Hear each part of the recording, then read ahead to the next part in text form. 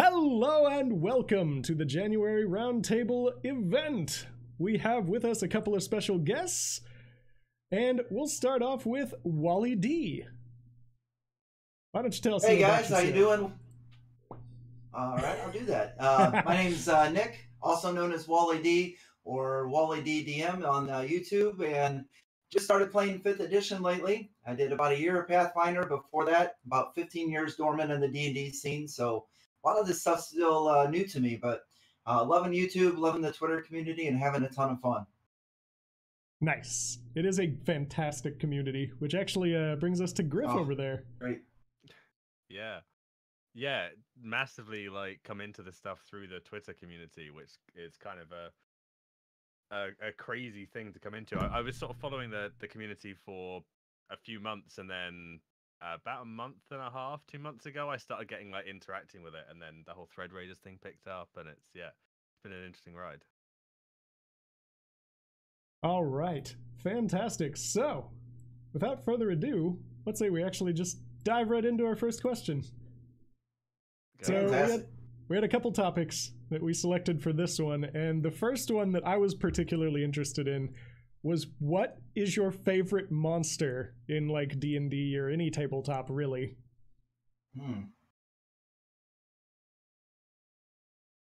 But we start with Griff. Yeah, I actually, when I first saw this, I was like, I don't know.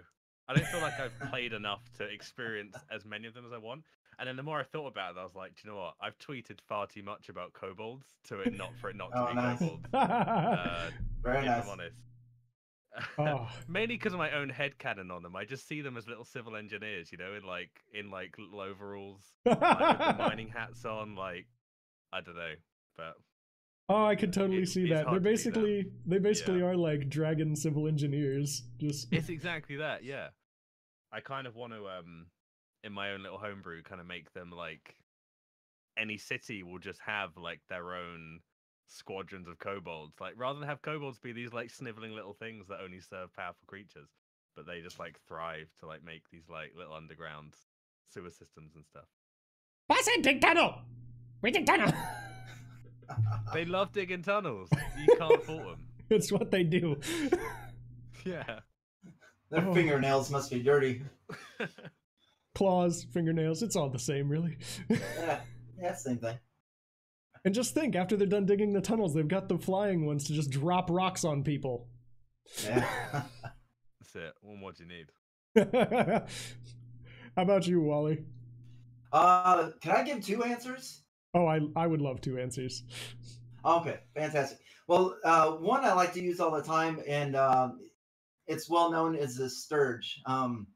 I can use the Sturge on a 1st, 2nd, 3rd level by sending a few of them in. And they're just hungry, just hungry birds, come in, feed, get their fill, take off. They might not tip or anything, might not tip their hosts or stuff like that, but they're gone. And then you can still use them in the upper levels too, 9th, 10th level, and you just send them in 40 at a time. Make your players run for cover or something. Just see this squadron of Sturge come in. Maybe a couple at first, and they just swat them off. Then all of a sudden, just a storm cloud of them. The birds. I like the sound of that. That's great. Yeah, the birds. But I had a harder time choosing. So my second one, not a lot of people know of it. I think it's in the Monster Manual too of AD&D, and it's really easy to transfer over to 5th edition of Pathfinder. Is the Living Oblivax, or the Memory Moss. Have you guys heard of that? I can't say that I have. No. Okay. It's in the Monster Manual too. And in there, it's got a really easy to hit armor class, 1 hit point. And the characters, I like to use it where there's already an encounter that's going to happen, and they start walking through this moss. Well, there's a patch of it that's alive, and the way that it usually goes after the spellcasters, and they have to make a saving throw versus spells. I believe it was there, or else their memories for the last 24 hours are stolen. And so the way that the Oblivax defends itself is if it gets the spellcaster's memories, it starts casting those spells at them.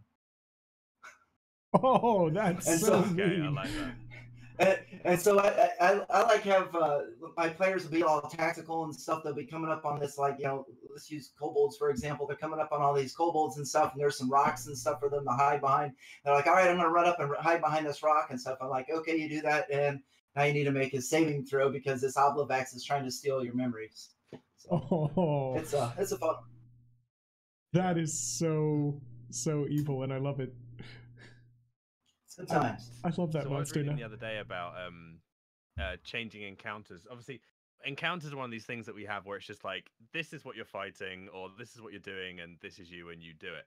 But the idea of actually changing the encounter midway through, so rocks fall, creating cover for your opponents, or cover for you, and that mess around. I like the fact that that's actually like like a creature that does that as well. It's suddenly like, this is what you think is happening. Actually, this is what's now going down. Deal with that. Yeah. Yeah, the better part is if you don't tell them what it is, you're just like, okay, make a saving throw. You have no idea why you're here. What? Yeah. Yeah. What? Yeah. Oh shit, there's a mind flare somewhere. Oh, that's so brilliant. Like, my favorite monsters just in general tend to be just like undead. Hey, new follower, thanks so much. Speaking of undead, that's such a good timing. it is. Nice. But yeah, my favorite is just undead in general, whether it be like liches or zombies or anything like that, because you can reskin it so easily into whatever you want it to be. You just literally like, give it a wisdom of like 4, dex of like -1. Doesn't matter. Just that. As long as they don't have any radiant damage, it's just this thing that could potentially be a nuisance forever. It doesn't actually like hurt very bad later level, but you can still just like, would you stop it? Because then they don't even know if like they killed it. Right? Yeah. Yeah, they don't even know if they killed it or not. Like, God, this thing has so much health. That's where you double tap the undead, make sure it's dead. Yeah. Or double tap. Gone. Or... Always double tap. All right. Let's take a look at the next topic. Oh, we have favorite character class, and I'm actually gonna start us with this because I love barbarians. I love barbarians. Everybody else seems to like just think they're worthless, but I love barbarians. They are just capable of taking such a ridiculous amount of punishment, and just, if you spec it right, as it happened accidentally with mine, you can ignore basically everything and just blender and windmill through things up till like probably like 15th level. Wow. Oh man. It's so dumb. I talked about it on the last roundtable, but like my barbarian literally killed a deadly encounter for an entire party of 8th level adventurers by himself. Oh man. Because he just jumped up, I don't know killed how the I feel big about guy. DMing that. Yeah. Yeah, I could see the like look in my DM's face as he's just like. You couldn't even be mad though at that point. Right? You just got to give. Well, just sure. You earned that one. Yeah. Yeah. Oh, he owns that one, but then 2 more come out from the corners. Pretty much. And then that was the saddest part, is that I had run ahead so far by myself, and by the time everyone else caught up was when I finished them. And then he's like, well, really? Now what do I do? I guess you win. Oh, how about you, Griff? What's your favorite class? So I've not played a great deal. I'm currently playing one game. Rogue is the only class I've actually got any significant time playing. I think from a DMing perspective, my favorite classes are any of them whose powers are tied to external entities, like warlocks or clerics or paladins, like the kind where if the player strays too far, potentially there's chance for things to happen there. A fighter who just suddenly wants to completely change who they are as a person can do that, no consequences, because that's just how good they are, right? But if your deity isn't happy with the way you're doing things, that's kind of interesting. It is, and I actually think that's something that a lot of people don't even take into account anymore for like that. The alignment chart isn't set in stone for things anymore, thankfully. Yeah. Oh, you want to be a paladin? Lawful good. And you have to be like the complete downer on the party. Okay. Yeah, always shutting down ideas. No, that's no fun. Now it's Yeah, just but like, if I don't, he's gonna get me. So yeah, I was gonna say, now it's like, oh, yeah, I'm lawful good because I'm a lawful good paladin, or I'm a paladin of a lawful good god. So if I don't act lawfully good, they might get a little bit pissed and not let me use their powers anymore. yeah, but it does give you that wiggle room of if you suddenly stop that, who's to say like another entity doesn't come along and goes, "Hey, I kind of like the way you've been doing things. How about I back you up?" Yeah. That's a great idea. I really like that. I never even thought about that, having another deity jump in and say, hey, come on over to my side. That's Yeah, cool. kind of get headhunted by like another deity or something. Just yeah. That's really okay. neat. I like that. Shadzar in chat kind of brings up a good point, and I'll correct how I word Very this. Alignment wasn't ever set in stone, but there was harsh punishments for diverting too much from your alignment in older editions. Like, I think even in 3.5, if you like diverted too much, it's like lose a level. You changed alignment, lose a level. Really? I never experienced. I've only really 5th is kind of where I came into things. I didn't realize there was that sort of, fourth kind of got rid of that as well, I believe. But 4th was very much like action-y RPG over the roleplay. You could still roleplay a lot, but it was still like action-y RPG. But that's a subject for another time. How about you, Wally? Whole new roundtable. Yeah, we would actually do that. I mean, my main experience is through the old basic, the BE, CMI, and the first edition and stuff. And yeah, if you didn't adhere to your alignment, there's consequences. You'd either have negatives on your rolls or stuff like that, or even going through the process of actually changing your alignment to fit the way that you're playing. So yeah, back in the old days, it's a big deal. All right. So what is your favorite class, Wally? I have 2 answers again. My first answer is as a DM is I like your barbarians and your fighters, man. I like those guys that get into into combat, because I mean combat's one of my favorite things to run in a game, and I like people to get up there on the front lines and stuff. So hats off to the barbarians, the fighters of the world. But as a player, I haven't really played a whole lot. I mean, I can count on one hand how many times I've played in my life, but I would really like to play a sorcerer, I think. Looking through the 5th edition thing, and they kind of remind me of a superhero or something, because you can make a sorcerer, and you can have like a human sorcerer, and you can describe the changes that their body went through. Like they could have their eyes could be a different color, or they could glow and radiate like a I was just for fun. I was creating a dwarven sorcerer, a shadow sorcerer, and his beard is just smoking with mist and black. And then when he casts his spells, his eyes light up purple. And I just like the description parts that you can do, and just kind of make a sorcerer, because they're just getting all this power and trying to figure out how to use it. And it's almost superhero like on how to play it. Yeah, sorcerers can be a lot of fun. It's I know Clay and like Jim Davis kind of like came up with a bonus spell list for sorcerers as like an extra bit, because they felt like they were just not being as loved, because every other spellcasting class gets the like 1st, 3rd, 5th, 7th, 9th level or whatever. You get bonus spells that you don't have to like add to your spell list, and I thought that was kind of neat actually. Yeah, that is pretty neat. The way that I read it, I guess, is the sorcerers, they only have a few, but they're supposed to be really powerful in those few. So, I love the class. That's really cool. All right.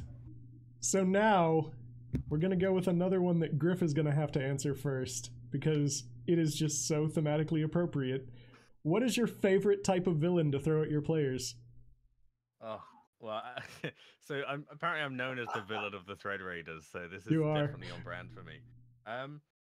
For me, so when I first saw this, I think any villain that comes from the action of the party themselves, So maybe not maybe not the first villain they face, but maybe down the road they've ended up creating one by their own actions in the past. Like anything like that that comes back round, I think is really intriguing for me, because the party just have this moment where, you know, they put two and two together, and it's like, oh, when this thing happened, it caused this, and obviously that's quite hard to implement because God knows what your party are ever going to do. But yeah, I think failing that, I think it's just any villain that likes to pull the strings from behind the scenes and then reveal themselves very elaborately and very theatrically. I think that's very fun. It's nice to have a big bad that just comes in and smashes everything up and is just a brute, you know, just a Hulk. But I do like maybe it's just because, you know, I'm used to the quintessential English like villain, like kind of coming in with a monologue and stuff. But yeah, Nice. I'm a big fan of the monologuing villain at the end. Yeah. Oh, everybody loves the monologuing villain. Definitely. This is where your party just goes, "I shoot him," and you're like, "No, he's in the middle of talk." Yeah, I shoot him. I shoot him. Says. Can I roll for that? Yeah. Yes. Okay. You can. You attempt to shoot him, and someone pops out of the shadow and breaks your bow. Yeah. How about you, Wally? What's your favorite type of villain to throw at him? Man, I have to follow that because that was a really great answer. I'll just take what he said. This is going to be a really short question because we're all going to say the same thing. Yeah. I agree. We're done. He said it. Also that, yeah. I guess the villains that I've always used in the past have always been, I'm going to say kind of the comic book villain where, you know, we play all night and then towards the end, you know, the villain makes his appearance and there's some henchmen and stuff like that. They engage with him, you know, either verbal or combat, and always gets away, you know, so like, you know, teleports out of there, or a bunch of people come in, or something natural happens where it breaks up the combat or whatnot, and you know, just turns around, I'll get you next time, and takes off, and you know, and kind of just builds up, so they have enough encounters. By the 8th time they've encountered this guy, like, come on, could just please kill this guy or not. But that's the one I've always used before. But I've really been thinking, I've been watching The Walking Dead a lot, and I really love the Negan character in Walking Dead. I mean, the charisma this guy has. I mean, in his mind, everything's right. You know, he's setting up this society, and you either go by the rules or there's severe consequences, which are pretty evil on his part. But so I think that's one of my next goals, is to try to set up a villain very similar to Negan from The Walking Dead. Yeah, I think that's nice. a good answer. I've always like Negan's one of those characters you're like, oh, I shouldn't like him. Oh, he's so likable. Like him, but I really do. Yeah. Yeah, when he sat there, there's an episode he sat there with like Carl, when Carl lost his eye and stuff, and I was just rolling laughing. You're not supposed to be laughing at that stuff, no. But he's just such a likable villain that he just seems like a lot of fun to run in a game. It's basically the Walter White setup. Yeah. Just I should hate you, and yet I actually want you to succeed. I really do. I think very quickly on your first example as well, I like that because by the end of it, your party feels satisfied. Because if they have these repeated encounters with an enemy like that who does get away, they then get these moments of like, nope, you can't do that, and nope, we're going to stop that as well. Like they learn the tricks every time, and then they finally trap them and get to, you know, give them that comeuppance. Yeah. Yeah, and feel that you know, accomplishment. You know, finally, you know, after all these tries, we finally got the guy. This time. Yeah. We finally figured it out. We figured out his escape plan. With old man Henderson. Now we got away with it for you kids. Like Scoobs. Retro. Oh, now my answer is going to be kind of like a weird cop-out, but it really is kind of like a combination of the two of yours. I just really like the kind of like recurring villain who just thinks that everything that he's doing is right and for the right reasons, but also just sits there and will monologue at people and just like not actually be involved for a while. Just kind of sit back and like, no, you're going to do these things. Eventually they'll figure it out, maybe. Like the main villain in the current campaign I'm running for my folks, like, for a while, he was the one who, like, set them on the quest and was, like, getting them to gather up all these, like, big artifacts of power, but he was going to use it and just take it. They figured this part out, so it doesn't hurt saying any of this, but he was just going to take it. And, like, then they kind of, like, well, wait, this is the guy who's being the asshole and, like, running around and trying to blow us up because he thinks XYZ, and it just becomes, like, this big thing where they're trying to figure out how to stop him from getting it. And then there's the warring faction dealing with that. So they've got two sides that they're trying to deal with the entire time. Yeah, sometimes we get an enemy like that. It's the better the devil you know thing as well. Like, can they keep working with him because they kind of can learn more about him by working with him, or do they just cut ties altogether and then have to, like you say, fight on two fronts? It's quite difficult, actually. Oh, okay. So let's move on to the next topic. And we're going to have Wally do this because I would love to hear one of his crazy stories. What's the craziest or most unexpected thing one of your players has done in one of your campaigns? Who's answering this one? You first. I want to hear this. I bet you have some crazy stories, Wally. Well, honestly, I don't have a lot, just because I'm old and my memory has really not been my friend lately. I've lost a lot of memories, but this one will not go away. So let me set the scene for you just a little bit. This is probably about 25 years ago or so, and so I'm in my teens then, so maybe a little bit more than 25 years. Anyway, so the party walks in, and there's this elaborate room, almost like a temple. There's some lights coming in from the ceiling, and a bunch of very nice pillars. Beautiful, beautiful room, and the lights coming in from the ceiling are focusing on this statue of what looks almost like a goddess, like a woman. That's and a beautiful elven woman in the middle of this room, and everything about her is just it's a stone statue, and it just starts to glitter and shine in the light. And what would your characters like to do? My brother says I go over and I lick the statue. I was like, as you lick the statue, your tongue starts to corrode with acid as you realize there's a gray ooze that is covering the statue of a woman. And roll for initiative. Oh sure, you can lick the statue. Yeah, those were the teenage years. We're a little bit, we're a little bit wild back then. Who could ever think that the first action would be to lick it though? Like, I could imagine like walk up and poke it or something. Just like, why are you shiny? Instead,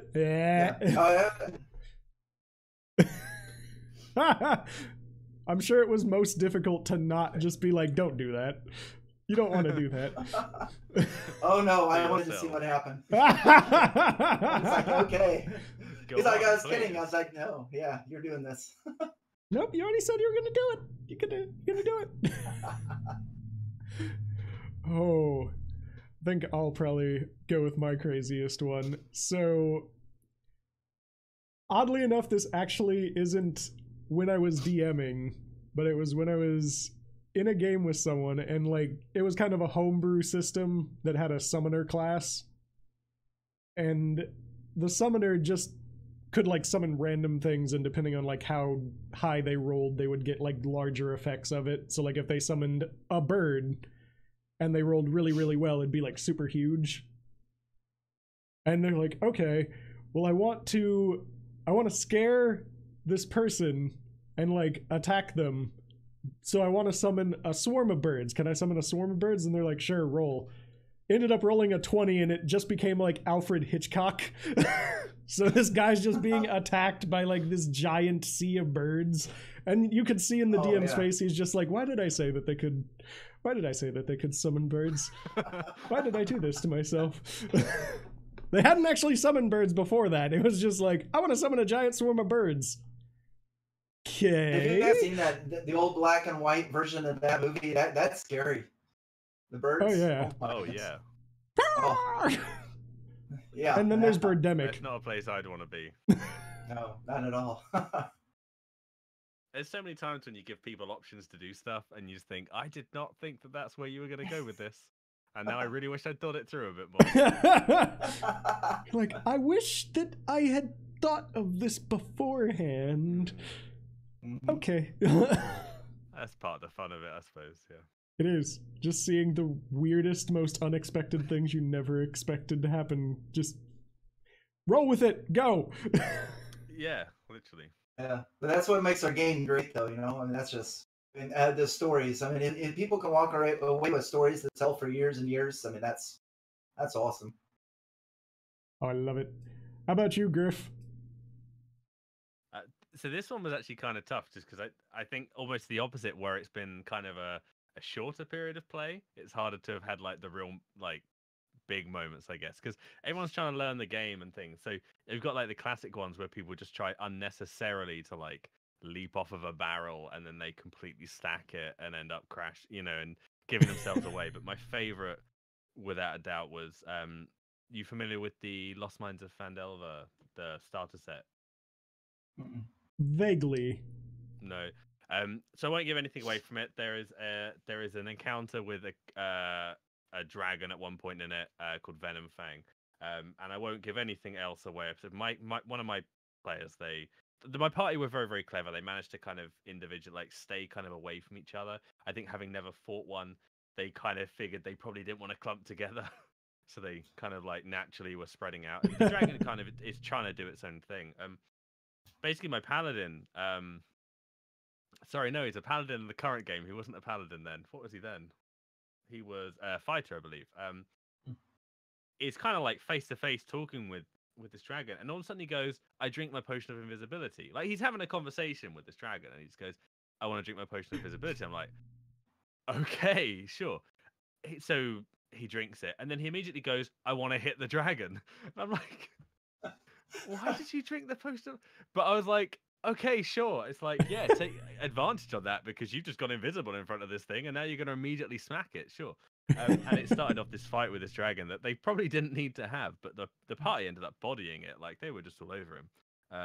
And they were underleveled, but they made up for it in just off the wall tactics, I guess. Just the sheer ballsiness of being like, I want to engage with this creature who's far smarter than I am. It's definitely trying to manipulate me.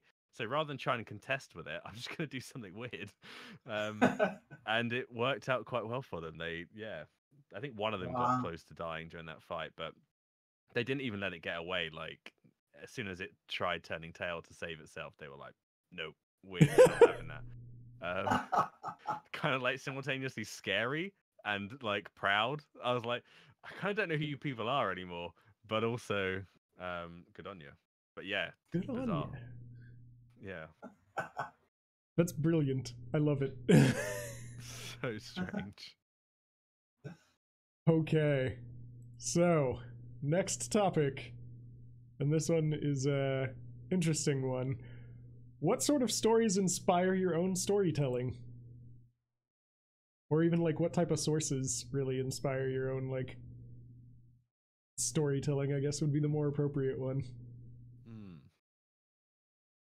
How about Griff fields this one first? He looks like he's got the inquisitive look. I don't know.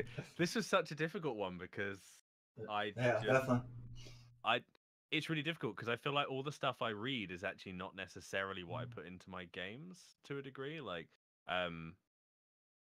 maybe because it's like a confidence thing. I don't know if I can quite emulate what I read, and so I try to avoid stepping on its toes because at least then I'm not going to compare them. I don't know. It's strange. I do like any story that involves overcoming odds. I think that's kind of a quintessential part of it. I find the moment the party feels too comfortable in a situation, that's when you can have dilly-dallying. That's when you can just kind of lose focus a little bit. I feel like there needs to be some urgency. So I kind of like a story within a story, if that makes sense. Like, sure, this is the thing you're dealing with right now, but eventually you're going to have to deal with this bigger thing up here. Because maybe that's just because of with my particular party, they do have a tendency of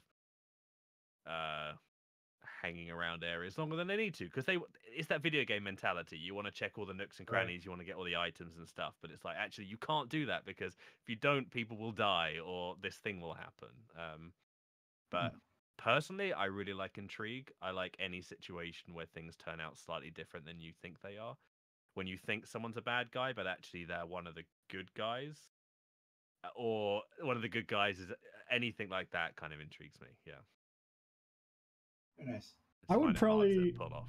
I would probably agree that like those tend to be like the same type of stories that I get inspired by, as the like good is not necessarily good and evil is not necessarily evil, and just having like the whole perception be a skewed type thing. Definitely. And choice, like sort of going, actually, which one of these is better, because they both have pluses and both have negatives, and there is no right answer. And that might then lead to the future bad guy as well. So it does all kind of tie in, I guess. It very well could. Like, obviously when you're dealing with D&D, there are like certain things that are going to be universally evil, like devils for the most part. I just want to see you suffer. Is that so bad? I'm not a bad guy. But no, I would probably say like the types of stories that have really kind of like inspired my storytelling design is more like the high fantasy stuff, like Lord of the Rings and stuff, like even like video games and stuff like that, like Skyrim, Final Fantasy, all the like old school games that just had a like really, really good plot development and kind of kept upping the ante as it goes. It lets you give it a really good like estimation of, okay, I really enjoyed this. This is probably the like pacing that it should be. Because most of the older good ones weren't just like, oh, world's ending. It usually was like, okay, we need you to stop this fight. And then once you figure out how to stop that fight, it's actually, we need to stop this empire. Stop the entire world from getting destroyed. Stop God. It basically progresses like a D&D campaign. I just love it. Yep. How about you, Wally? Escalation's super important, yeah. Oh yeah, escalation is super important. Two things. Here's my notes on this question. Second thing, I have my Lord of the Rings goblet right there. So nice. Yeah, there we go. Yeah, this was a hard question. I kind of took it two different ways. So the first way, I mean, as far as what inspires like my thoughts and ideas, as far as what stories you use, I kind of go back as same lines that you do. I mean, I've played tons of Final Fantasy games, you know, Lord of the Rings, you know, I mean, all that stuff. I mean, even new stuff. I mean, you know, your Harry Potters and stuff like that. I mean, so just movies and video games. Unfortunately, I don't read a lot, so I mean, books are a little bit out for me. But I watch a lot of video, and I watch. Used to play a lot of games. The second, as far as doing the actual storytelling, especially getting back into it, I've just been watching a lot of games online. You know, watching you know, the Chris Perkins and the Matt Mercers and stuff like that. And before I'm actually going to have a game night, because I do a lot of my DMing impromptu and stuff. I kind of just make it up as I go along. So I find, you know, a couple days beforehand, you know, half an hour to an hour at night, I'll sit there and either watch some new stuff or watch some old stuff and just see how these guys tell stories and try to take bits and pieces of that and try to incorporate in my own game. That's always just a really, really good thing too, is watching other like D&D campaigns and trying to figure out like, what do I like about that and what can I kind of like piecemeal together into my own. That's been a big thing recently, right? That conversation between, does that sort of content actually put people off of the hobby or not? I've seen a lot of people tweeting about that. That was a like conversation at one point. Yeah. For me, it was exactly the opposite. I got into this because I saw people streaming, and I was like, even if I can never attain that, if I have as much fun as they're having trying, like that's all I want out of it, right? But it's crazy. Like Matt Colville, Matt Mercer. There's a guy over here, Mark Humes, who does High Rollers, which is like a British one. Those people are the ones that got me into this, and every time I can watch a video, if it might give me some kind of hints of how they manage it, then something to take, right? And that's actually what got me back into it is just stumbling across, I think Acquisitions Incorporated was the first one I started watching with when it had Will Wheaton on it. I mean, so that, the older Yes. ones, and it just started, then I just started, I mean, it's very inspiring, and it got me back into playing. And, as far as I have seen a lot of conversation because, and I think Clay wrote a really good article on that that got a lot of attention and stuff. But um, my actual thoughts on that is people like Matt Mercer and Chris Perkins, Matthew Colville. I mean, those are the pros. That's like watching football on Sunday. And then we also like to play the game. So, we have our own pickup game at home. We're, playing flag football out in the yard or something like that. We're not professional level, but we're still going to have the same amount of fun because, it's just, it's we're getting to play the game. So. Definitely. Most definitely. Yeah. Well, if that's all we got on that, let's start fielding some questions from the chat. Looks like Terminally Nerdy asks, how do you feel about puzzle use in D&D and the favorite puzzle you've used? I feel like Wally is probably the best the best. What was the question again? How do you feel about puzzle use in D&D and what's the favorite puzzle you've used? We're going with me first? Yeah. This is your territory. Yeah, I can't stand them. I don't use them. No. Sorry, wait, that wasn't the answer. Wally D.M. exposed. I hate them. No. Thanks for the question, Clay. I started playing Old Red Book 1983, 1984 Dungeons and Dragons, and in the back of it, there was a step-by-step on helping you create your own dungeons. And I was a big random player at the time. I would roll dice for everything.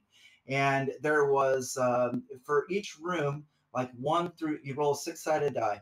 1 through 2 was empty, 3 through 4 was a monster, 5 was a trap, and 6 was a special. And then in the DM guide in that red book, they had all these ideas for specials, and it included some puzzle ideas. And I started using them, started coming up with them, and I just found that my players enjoyed them, and it was like a third element of the game because you've got role playing and you've got combat, and those are both character based. So those go off your character stats and your character's abilities. And I feel with puzzles, it breaks up the role playing, it breaks up the combat, and it kind of uses the player's abilities. And not only that, but it makes them collaborate together, and it helps them work together. And when they solve the puzzle, and I don't make my puzzle hard. I like them to be solvable. If they get it on the first try, that's great. But I always watch them, and they always work together to do it. And I enjoy seeing the sense of accomplishment. I mean, you can see it on their faces. They solve the puzzle and they let it through. And if you've never included puzzles in your ideas in your games, give it a try because they're a ton of fun. They are super, super fun, actually. Like, I threw a couple in, and I was really, really pleasantly surprised with how well they, like, figured it out almost immediately. Sometimes it's difficult because you don't want to, you think, oh, can my players manage this? But you just think, well, I've got to give them the chance, right? I can't just decide whether they can do it or not because you don't know what they're capable of thinking of. How many times do you make a plan for something and then they completely blow it up by going left field? It's the same with puzzles, right? Like, it is the same. That's the great part about it because in my head, and I've got it all written out how they do it, and they come up with something off the wall and just, yeah, that works. Yeah. Sure. Sure. Yeah, that wasn't how, but sure, we'll go with that. Exactly. Yeah, it's just exactly. valid. Yeah. Yeah, it's just to get their minds going and in a different direction, and like I said, just the teamwork part of it. I mean, that's why I enjoy them so much. Mm-hmm. I would probably say I'm really a big fan of putting puzzles in like most of the campaigns. I think that it's important to not necessarily do it all the time. Like or at the very least have like a very, very wide variety of puzzle types in it. Because if you just keep having like the same type of puzzles over and over again, it kind of becomes stale, much like everything else. Right. Like it kind of becomes that Saturday morning cartoon villain that you had, where like by the end of it they're just like, can we kill him? I'm going to catch him. I'm going to catch him. I'm going to make sure he can't run, and I'm going to stab him. But yeah, I feel I totally agree with you. Yeah. I feel that puzzles are a fantastic addition and gives like an entirely different dynamic to how they approach something. Because then they like, well, what if we fail? What's gonna happen if we mess up the puzzle? They like start eyeing the ceiling and just like looking for every single. That might look like they move. Like they're like, is there holes in the wall? No. Does the ceiling look okay? To the best of your ability, yes. It's kind of like 20 feet up. Good luck. Make a perception roll. 2? Yeah, everything looks great. I love that. Everything seems fine. Everything seems perfectly fine. Any low roll, you have to add a word that gives a slight hint of like it might not be, but yeah. No, you're right on that too. I mean, yeah, you don't want to use them time. I mean, I'll skip game nights between using them, and I think if you can, like a lot of the ones that I have on my channel and stuff, if you can mold them and theme them around what you're playing, and put them into the scenarios and stuff like that, and make it kind of look like they belong there, I think that's pretty important. But yeah, like in my games, I don't throw them at them every game night. I mean, maybe once every couple or something. Nice. Yeah, I would probably say as far as like what my favorite puzzle is, I kind of have a like penchant for just doing riddles. Like I just love throwing riddles at them. And then I kind of built puzzle ideas off of the riddles I had come up with for that portion of the puzzle. So like the entire dungeon was just a puzzle room. There wasn't actually any enemies. It was just like there's an enchanted wall that talks to you, and it kind of like tells you, you know, like, or it asks you a couple riddles based on a couple different things, and every time you answer one right, a door opens. And that room has something to do with what the riddle was about. So like one of them was about like torches, and there was just a room on fire, but there was like an unlit torch on the wall. And if you picked up the torch and walked through it, it just doused the flame in the immediate area that you were in. Oh, nice. So it was just a really neat like idea for that, but I don't know why, just riddles. I love riddles. Yeah, definitely. Yeah. How about you, Griff? Puzzles? Yeah, it's difficult. So for my game's homebrew and the chance for puzzle-based things has been pretty slim so far. I'm currently in a bit of a transition phase with the current arc that we're in, and then I will definitely be implementing them in. I love a puzzle. The only real chance of puzzles they had so far is I lifted the the Hidden Shrine of Tomoa-chan from the old Yawning Portal book into my world, and there's a puzzle room in that actually releases. I won't say what it releases because I don't know if anyone will eventually play that, but there's a room that has some stuff in it just to keep this really vague. And it was actually a really nice break for them because the shrine is pretty brutal. There's constant damage from being in there, just from breathing poison. And it was just a chance for them to stop in a room and think. And I think sometimes puzzles are really good for that, except for the looming threat of what if we get it wrong and we might be squashed by wolves. That's not necessarily so relaxing. But sometimes popping in a riddle or anything like that actually gives your players a chance to stop, especially if the game they've been playing in has been pretty intense up until that point. But I think you're both right. I think if you overload it and you overload it like anything, it's too much. It's another tool in your box, right? Like if you're combining puzzles with encounters of both combat and non-combat situations, it's another tool to kind of stretch your party and just kind of make them think differently, I suppose. Right. We get very set in our ways when we play. Even as DMs, I think we do it, and actually it gives us a chance to kind of prepare the next thing while they're dealing with the puzzle. We can be like, okay, what's coming next? Like, it gives us breathing time as well. So unless they're like, we do this, and you're like, oh shit, you're supposed to take longer than that. Dang it! But yeah. This puzzle's stupid. I'm gonna go just blow up this You're ball. stupid. How do you like that? That's when you start playing mind games with them and just be like, "Oh, I didn't know that you were I didn't know that you would give up so easily. I thought you had more conviction than that." What? What are you talking about? It's not just me that goads my party. I assumed that was a thing other DMs did, but I wasn't.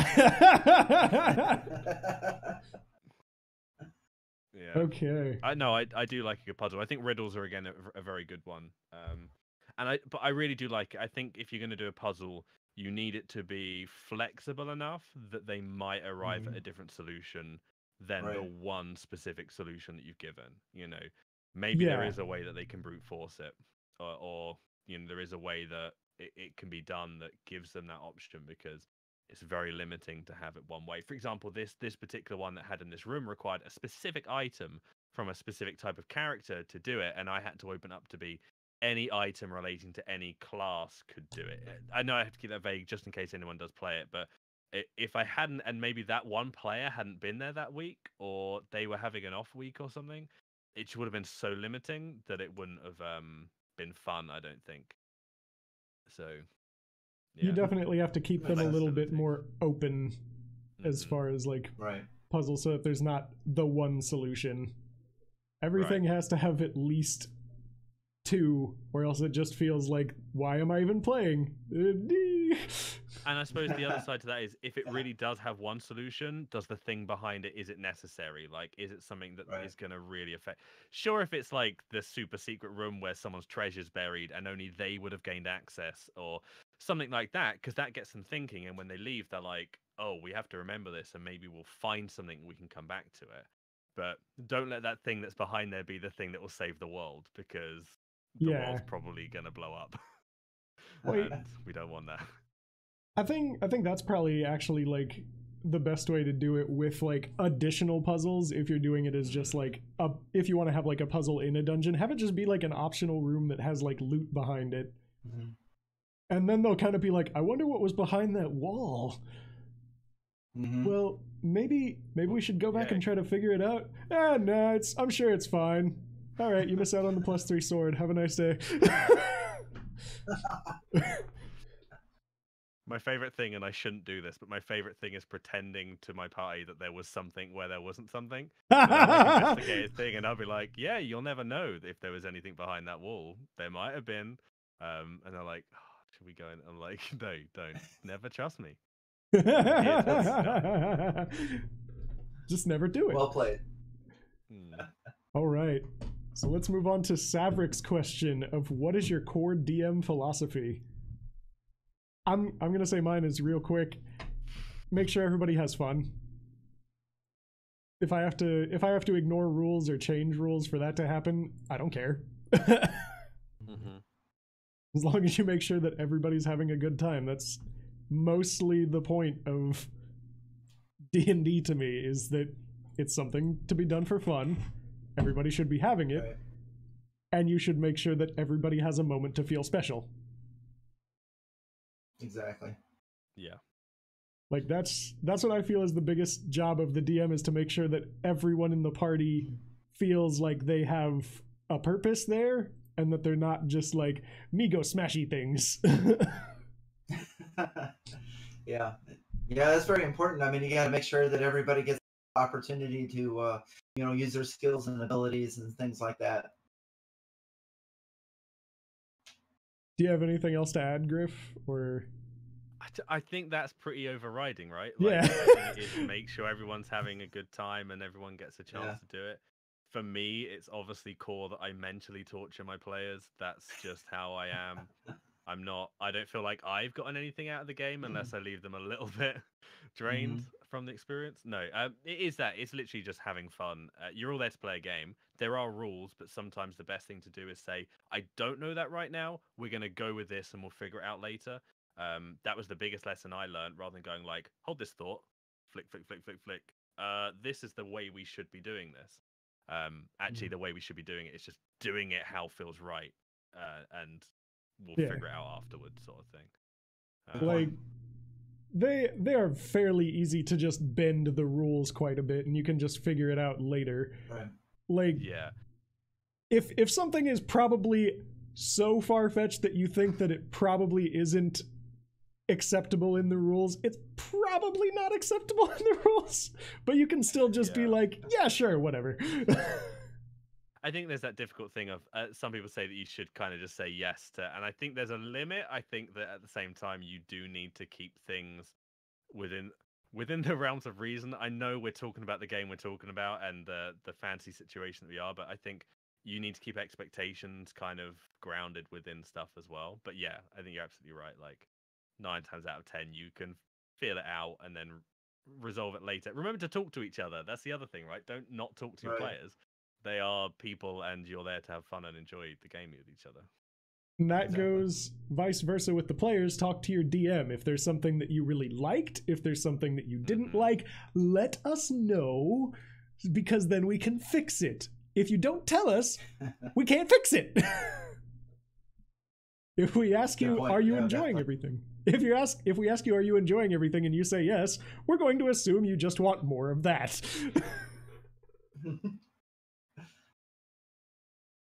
Do you have anything else to add, Wally?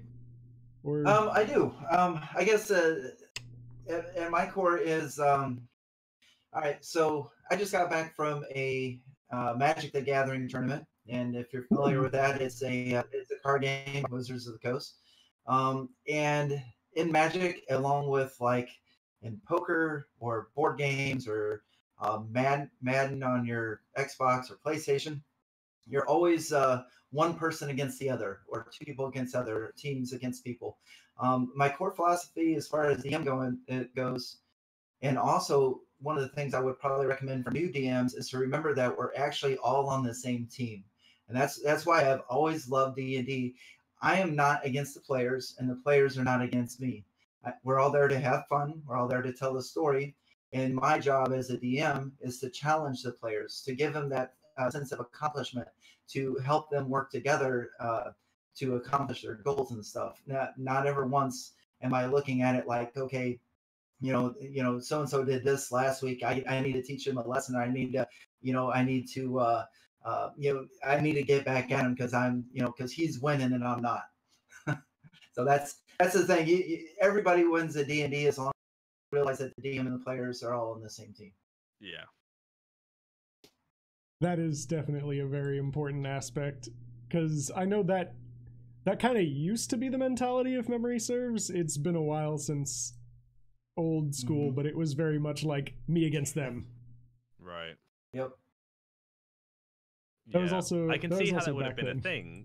It's easy to get caught up in the role you're playing sometimes, especially when if you create a bad guy that is really actually relatable, you're like, hell no, I'm on this guy's, but no, like it's collaborative storytelling, right? Someone has to play the bad guy and has to make those roles and everything. But if you're not cheering for your party, something's gone a bit wrong there, and you might need to kind of realign yourself, I guess. Yeah, definitely.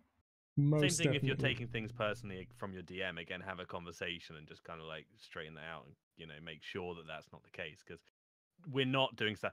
My party know that when I'm a bit of a thingy sometimes, I am kind of toying with them. They know that it's like not ever serious. But if it did ever get too much, I would hope that one of them would come to me and say, "Look, was that like, I don't know? Was that too mean?" Yeah, exactly. Yeah, tell us. Did I do something to you? Did I take your last beer or something? You killed my bad guy when he was supposed to be good, and you one-shot him, and it wasn't fair. I worked hard on that character. I worked hard on that villain. Oh, that's the easiest thing. As a DM, if you want to get over that, just remember that if you haven't shown it yet, then they don't have to know it's dead. Like it's literally, if that character dies and you didn't get to show its ability, or whatever, that's not gone. That just belongs to someone else now. That guy's big bad brother is going to come along instead. Like, yeah. All right. Good point. So we got another question from Yubi, which I'm not entirely sure how I'm going to answer this, so I'm going to let Griff start it. What house rules do you guys use? Oh God, what house rules do we use? Yeah, that's like whatever comes up. Yeah, I guess. We don't Hmm. really have a great many house rules that I can recall. I think the downside to playing mostly digitally, as my experience has been so far, means we've yet to really have anything like that come up because I use fantasy grounds for the majority of my playing, and so a lot of things are. It's kind of a lazy way of playing to a degree because when my players want to make an attack roll, they press the button or they drag it, and it does it. Um, I can imagine in person it's much easier to create these house rules, but yeah, I don't know. I don't think it's anything out of the ordinary. I think like make sure you're not using meta knowledge. Um, my players do tend to find stuff out through talking to each other and stuff like that, and it's just kind of like just use your common sense, and if you've heard it Hmm. because someone else has said it, just think do or don't act on something unless you're sure you would know, kind of thing. But I don't even feel like that's a house rule. I feel like that's just common game etiquette sort of thing. So that's actually a really difficult question. I don't know. I hadn't thought about Yeah, that. like That wasn't on. That one wasn't on the list. no, it No, wasn't. no. It wasn't on the list. How could I have prepared? But no, as far as like house rules, I didn't particularly have very many. It's just I wouldn't even say that it was like a house rule so much as I just think it kind of should be that way.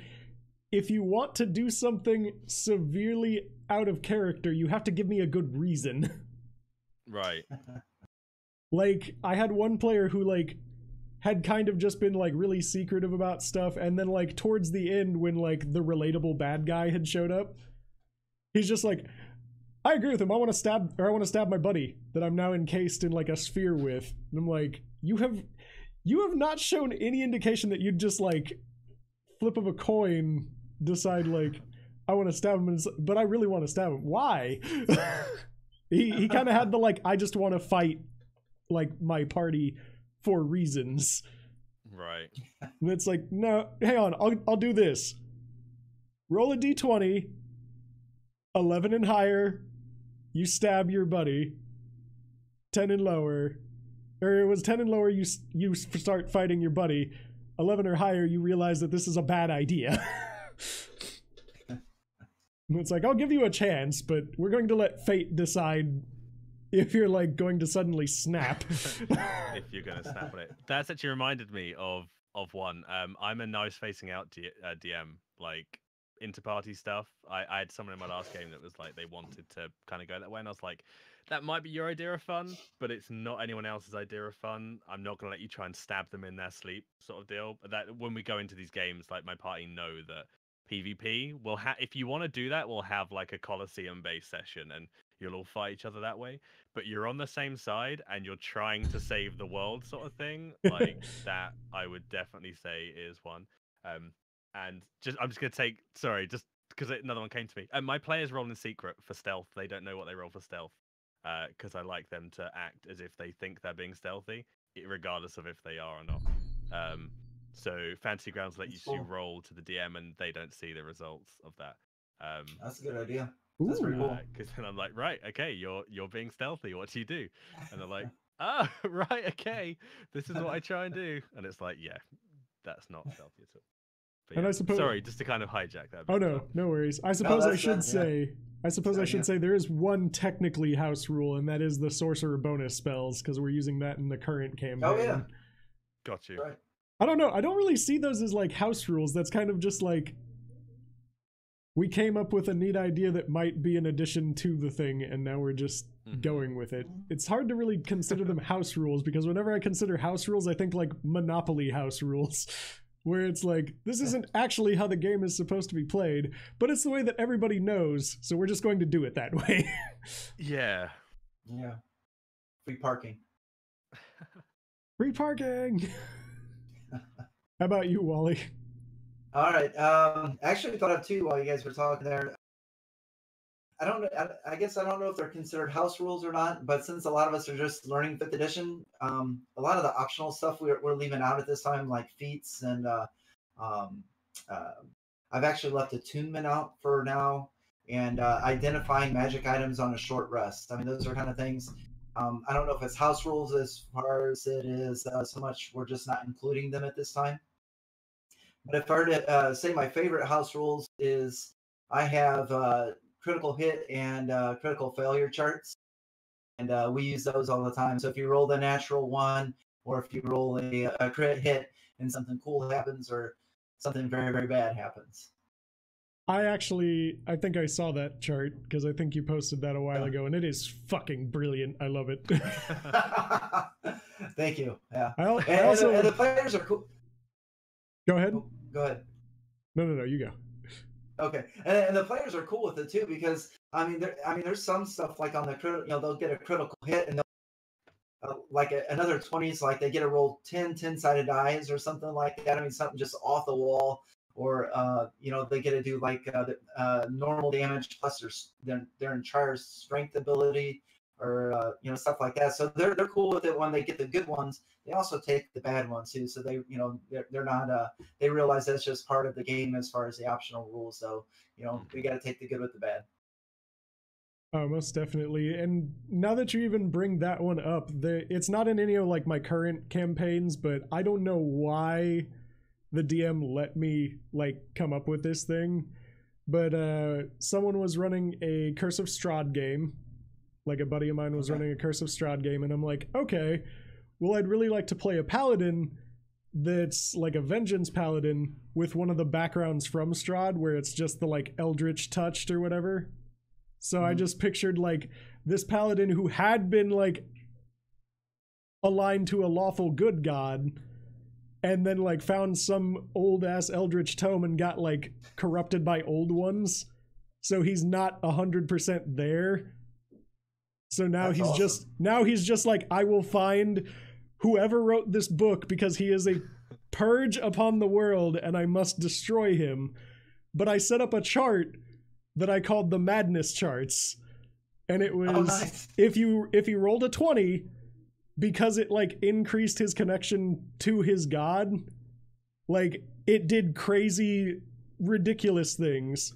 But if he rolled a 1, he had to roll on an entirely separate chart that was like the worst possible things you could imagine. And one of them was like, if you rolled 2 1s in a row, it was basically like, okay, you lose all your paladin powers for a week, you gain +8 to hit, but you only attack your friends because you are convinced they're actually conspiring with them. So it's like, awesome. Yeah, it's just turn immediately. Great. Luckily, that never came up because that campaign was very short-lived. But the paladin killed everyone. No, the werewolves almost did. Short-lived indeed. But yeah, just awesome. Stuff like that that I didn't even really think of as house rules. It's just like, these are neat little additions. It's crazy once you start talking about it. So I have a wild magic sorcerer in my game, and I felt like 1 in 20 wasn't enough. So I just have a tracker. Every time he rolls, he survives it. It moves down the tracker, and then every time he hits a wild magic surge, it resets the tracker. So the longer he goes without triggering a surge, the more likely it is that he'll trigger a surge, sort of thing. It'll probably change as he gets higher enough and maybe controls it better. But if he rolls lower than the tracker, he triggers the surge, basically. So every success. Yeah. That is a really neat idea, rather than just like, you rolled really cool. You rolled a 1 on your D20 when you cast the spell. Roll on the wild magic table. It's like, okay, that's like never going to happen, but okay. Yeah, and it's like, I think the highest he had it was he got to like 11 on the tracker, and he, which is like kind of, which is pretty good considering the rules I've kind of been using for it. I think it might need a bit of tweaking. I don't think it's perfect by any stretch of the imagination, but it's just another way of us saying, actually, he picked this class because he wanted this to happen. It gives him more of a likelihood of it happening as well, which is good. Providing he doesn't I think also they're out of the defiable death range now, so everyone else feels more comfortable with it. At the first level, it was like, not quite so sure we're comfortable with you being wild magic, but... You're like, I really don't want you casting Fireball on yourself when I'm right next to you, please. Yeah. If you need to cast, run away, cast, and then come back. Go like within 5 feet of them and then come back. That's a good shout. Yeah. Yeah. Okay. That's awesome. That's awesome. Do we have anything else we want to add to the homebrew? I think we finally hit the well. It just kind of like all these other things. Yeah. Okay, so Hack Fox actually has a question that I helped answer for him personally, but I'd love to hear your guys' thoughts too. How do you handle telling your players no because I said so, and the kind of pettiness that can ensue from that? Oh. I'll defer this to Griff. You know what? I will take the hit first. Yeah, go for it. Yeah, please. So that Yes, Griff has some time. So really, at that point, like, there are certain times where you do just have to say no. Like, they're like, I'm just going to randomly start flying and swinging my sword around. It's like, you don't have fly. You don't have wings. You don't have fly. How are you flying? Yeah. Well, it sounds like it'd be fun. So, how would that make any sense? Everybody's just flying all of a sudden. Gravity shut off. But, like, it honestly just comes down to having that, like, adult discussion of just kind of, you know, like, look, that doesn't really make much sense right here, and this is just the way that this world works. Mm-hmm. You can't just randomly fly because not everyone can fly. Yeah. I like that answer. That's good. So now we'll give it to Griff so that Wally has more time to prepare with his illustrious notebook. Yeah, I'll write that down. No pen, no pencil. I'm writing it down right now. Excellent, yeah. So I'm very lucky in that every player I've played with so far has kind of understood that you don't kind of do that thing, I suppose. I've only had 1 or 2 occasions where something's been requested, and there was one instance where it was less that it was like not a thing that could be done, and more just I had to say to him, your character would realize this is not going to have the effect that you feel it might have. Like, they know the extent of their power, and they wanted to use like one of the winds. I forget which one it was now. It was a spell that created like a gust of wind or whatever. They wanted to use it to stop a boulder that was descending downstairs of them, and the entire party was like in this situation. And it was the only time I've ever, I think, stepped into a point where I was like, the thing you're trying to do, you know that a small gust of wind isn't going to do this. Like, I want to give you the opportunity to think of another way, if that makes sense. I feel like that's the only time I've ever stepped in. And even then, after then, I was like, I don't even know if that was my place. Like, I feel like they were making their decision, and should I have just let it happen? Well, no, I think you're onto something there. I mean, even use a roll with it, just an intelligence or wisdom or something like that, and just be like, yeah, you don't think that's going to be a very good idea. And if they continue from there, then they get squished, I guess. Yeah, at the point you're about to cast, you think, does this really have the capability of, or, you know, I've used this before and I know the effect it's had, and I know that this is not necessarily a relevant situation, but no one's ever been like, yeah, I want to jump that 50-foot gap and I want to fly across and say. Luckily, everyone's been pretty good from that. I'm looking forward to the day when I have to say no. I hate the idea of that, but yeah. I guess the other thing as well is I do like, I think the thing with me, because again, the relationship I have with my players, where we do tease each other about stuff. So it's like when one of them starts to go on about something, I start rolling dice in the dark and just going like, oh, all this mental damage you're racking up is crazy. You sure you want to carry on like this? And obviously they don't take it, but it's just like the way we interact with each other means we can kind of like jokingly assess the way things are going. And I feel like we're all on the same page. It might be one of those things where like maybe that's not the case. I don't know, but they've yet to request anything too dumb. So I've gotten along those lines too. I mean, the players I have now and stuff, which include my brother and a few others. I mean, they haven't come up with a lot of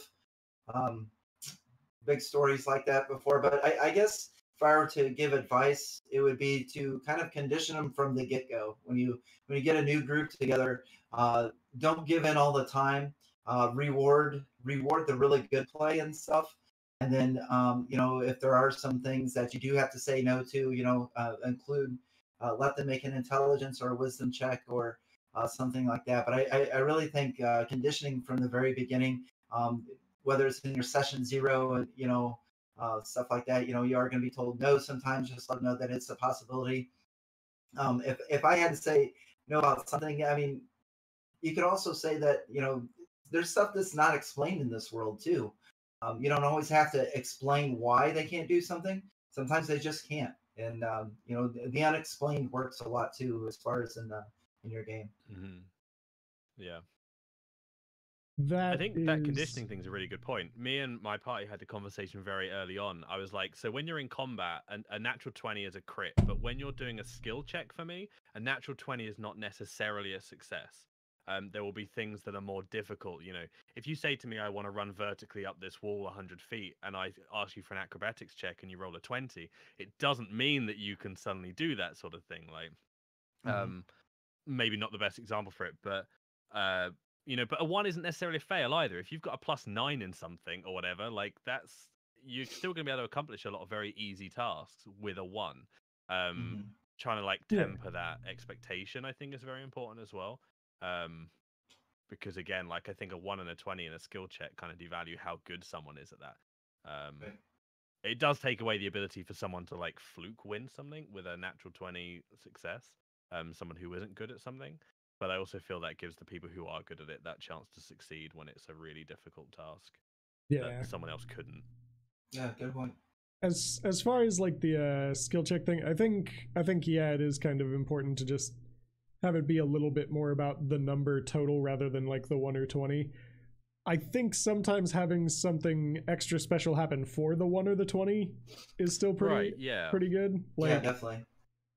If it's a 20 and a success sort of thing, do you mean? Or like, regardless?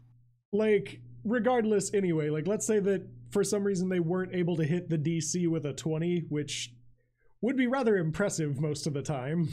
Yeah, I can see where you're going with this, like, though. You still have something good happen. Like, you don't quite succeed, but it illuminates some like new hint somewhere else. Like it gives you some way of figuring out a way into whatever you're trying to do, rather than just still like makes it kind of an event in itself that you got the No, that makes a lot of sense. I mean, in my game, if they roll a 20, this is gonna be awesome. What did I do? They're expecting something extraordinary, and then at the same time, if they roll a 1, they're like, something bad's gonna happen. So, and that's the other side of it. Like even if it is like something mundane, and like rogues in general, like once you hit like 6th level or something, you may as well just be able to do like whatever all the time.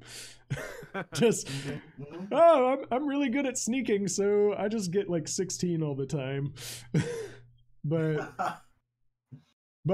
like if you roll a 1 during a skill check, even if you're like still able to do whatever it is, like I gotta open this locked door with like lock picks and stuff like that. You roll a 1 and you still open it, but like now your lock picks break, or it made a really loud, or you pick it, but the hinges weren't very good, and it just well, they know we're here. Yeah. I think even as simple as like it takes you longer and the patrol walks by or whatever, and those sorts of things, right? And there's a good point. I hadn't actually considered that. I might have to start implementing that kind of thing, because like that way it still keeps that nice to have. Yeah, it still keeps that like excitement of like, oh, I rolled a 20. Oh my god, something amazing is going to happen. Yeah. As opposed to like, oh, I wasted my 20 on a skill check. Fuck. Yeah. Or in your example, you unlock the door, it opens, and there's another door right behind it. It's actually just a tiny little hallway where there's another door. Yeah. I like that. Thanks. Who designed this place? Me, thank you for asking. Welcome to my mind hell. Yeah. All right. So here's a question from Bloody Butterfly. if you think a player is cheating on their dice rolls, how do you handle it? I use Fantasy Grounds, so it's impossible for Yeah, me to cheat on like- a dice roll. I was about to say, two of us do online now, so that's kind of impossible. But we were originally going to use dice, and when I very first started playing, I said, like, we were using Roll20, and a few of them wanted to roll, and I was like, Yeah. can we do it in Roll20 just for posterity or whatever? I think now I would just accept it. I think if I'm going to play with my players, I have to just trust them. And if they want to do that, I think they'll soon start to see the enjoyment drop out of the game, because if you succeed at everything, I don't know, maybe not. Maybe that's too much trust to give, but I think sometimes you just have to. Like, it is definitely a lot of like, you have to trust your players type thing, because like, for the most part, again, everyone's there to have fun, and like, as soon as they start succeeding, it's not about beating them and having things that they can't accomplish. It's like, okay, they're going to start becoming bored, because it's like, I just win everything. Okay. The other way is, if you do think that, you can always make like the things they're doing. I don't particularly want to do this, but like, you could, in theory, make whatever they're doing just less exciting. So like, right. Or more difficult. I attack this thing. You kind of slash him.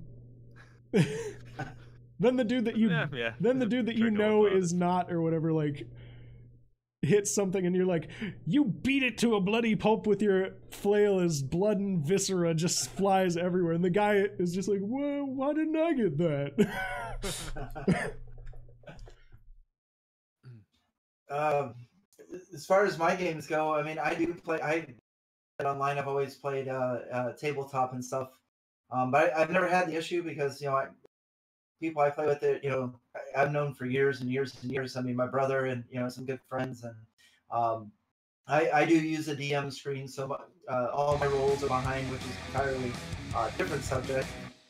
But they all roll right out there on the battle map. So I mean, everybody sees it. So there is no way that they can cheat, unless they have like loaded dice or something, because they roll right out there for everybody to see. Right.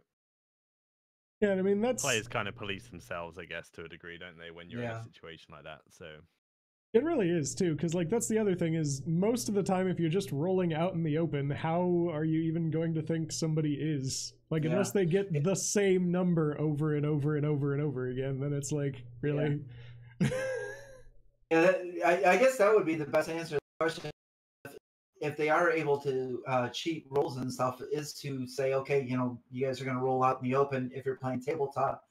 If you're online, I guess I've heard there's like dice apps or something that you might be able to use, or something like that. I mean, I'm not as familiar with online stuff, but like a lot of the online ones already have like built-in dice rollers and stuff like that. Mm-hmm. So like me and Griff were saying, when you're playing online, it's almost impossible to cheat because it will say, like, you roll this, and then it just gives a random number.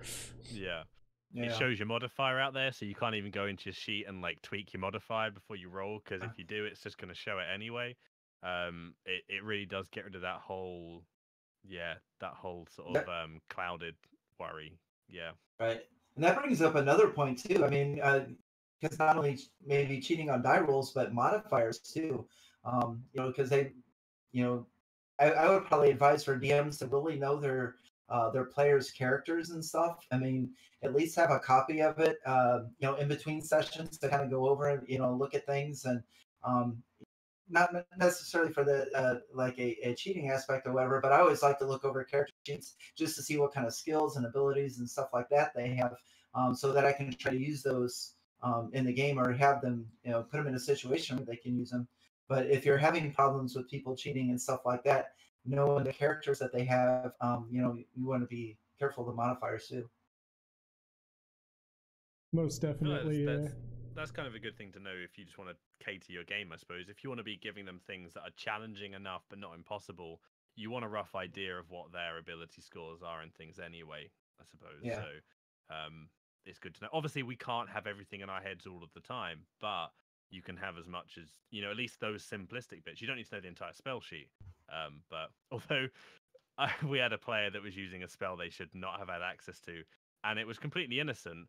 But when it comes to spells and stuff, I can't know it all. So I sort of say that I'm going to trust you to know what spells you should have. And they were using a spell that was way out of their range. And one day we suddenly questioned it. And we were like, "Hang on a minute, why is this spell so strong?" And it was like, "Oh, because you shouldn't have it." There are times when it will just happen, and it's not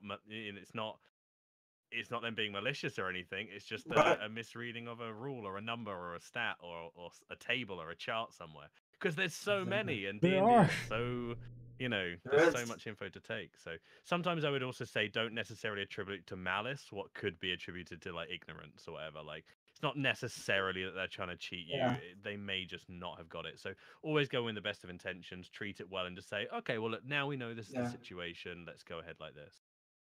Exactly. Yeah, and don't be afraid to ask them, hey, how'd you get that number again? Well, I added this, and this, and then you can kind of figure it out from there. I find it hard to believe that a player is going to be malicious or try to cheat on rules. I mean, especially if you established in the beginning we're all just here to have fun. I mean, it'd be very unfortunate to have somebody that was doing that, and I don't know how I would personally react. I would, because I tend to trust all my players right away and stuff. So, hopefully most of them are good like that. Yeah. Yeah, and I think as Griff kind of said earlier, a lot of the times like the players will kind of police themselves almost, but they'll also do it in a very helpful way. Because like I know in one of the games that I'm playing in currently, my wife is playing in the campaign, but she still is a little bit new to D&D. So like every time she rolls for something, we've probably had to tell her at least like, I don't know, 50 times or something, but every single time, like when she like rolls something, we're like, you add your proficiency bonus. And she's like, oh. Yeah, very good. Like every time and not to go off on a tangent. Oh, go ahead. Oh, sorry. Not to go off on a tangent, but you brought up a good point about spells and stuff. And I've got at least 2 brand new players to D&D in general, not just 5th edition. So what I did was I made sure I printed off, all of their spells for them that they had available. And so they can have there with them. But I also gave them colored poker chips. So I think our campaign right now is on, I think most of them are 3rd level. So like a lot of them will have 4 first level and 2 second level spells. And the color of the poker chip matches the color of the paper I printed the spell on. So they'll have like four blue poker chips there and 2 yellow ones, and it matches the spells. And when they cast the spell, they put it in the middle as that was my spell slot. And it's really helped the newer players because they can see it right out in front of them that these are how many spells I have. A little bit of a tangent. Sorry about that. No, that was great. Sometimes you need that. Like we're really lucky today to have as many apps and things as we have to make it accessible. Sometimes we forget that you don't necessarily even need the technology. You just need something as simple as that. Like really exactly. Effective. Yeah. That's brilliant. Actually, I actually like that a lot because when you're playing in actual like physical case, it can be kind of hard to constantly just be like, okay, yeah, I just used one, and remembering to mark it every single time, and then like erase and mark, erase. Like one of the ways that like one of the players used to do that with spell slots and stuff like that, because we have all the spell cards from like Wizards of the Coast and stuff like that, and how they would do it, even though like we kept telling him, it's like, wasn't even telling them, it's just like, you don't have to do that, and they're like, I know, it helps me keep track. They'd like cast whatever spell it is and then flip the card upside down from like their prepared spells and just be like, that's used, and they'd know that they could cast it again, but they'd just take one of the other 2nd level ones and be like, boop. Right. Good point. And just be like, what do I have left in my visible stack? And they'd keep like a specific set that was how many they had of that spell slot, and they'd just be like, okay, and you're done. Okay, we're good. Ooh, Saverick with another good question.